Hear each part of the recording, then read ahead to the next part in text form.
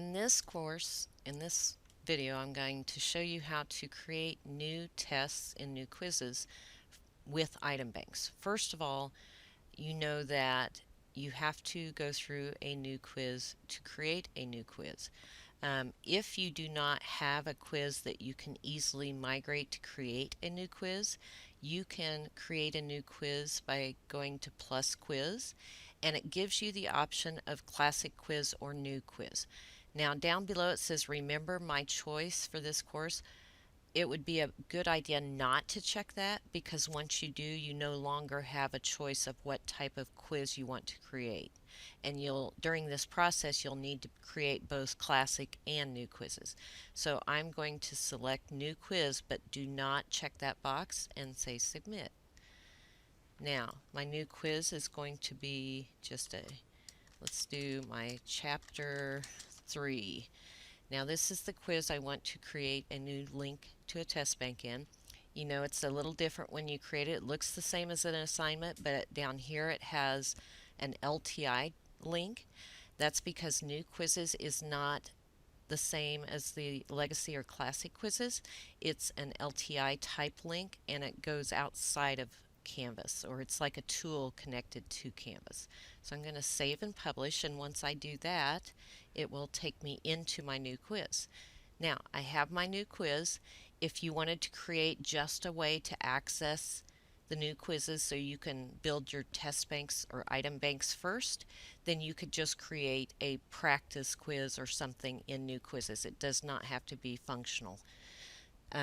Now, if I want to link to a test bank, remember to get to the test banks to manage them, I select the option button here and go to manage.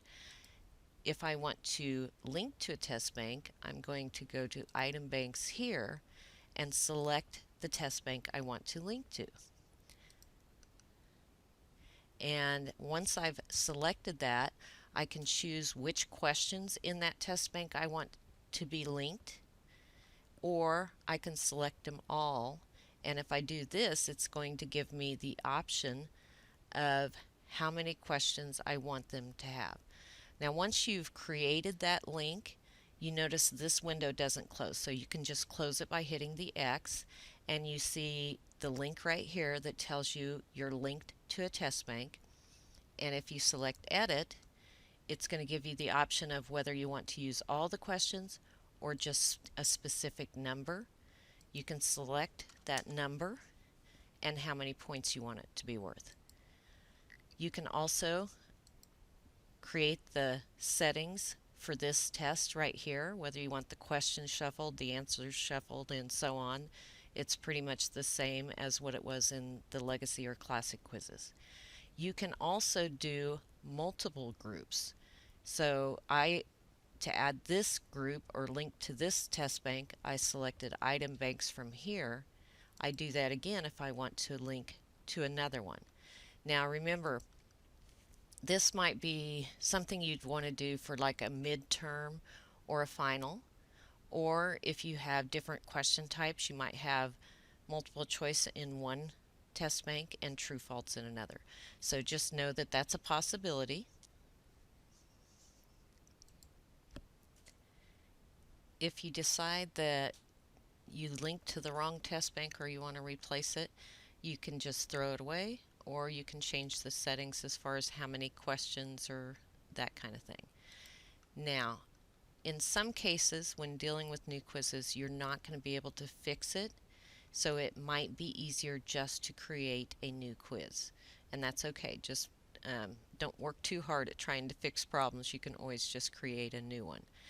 The test bank that it's linked to is going to be linked to the same test bank in all the courses that use this test.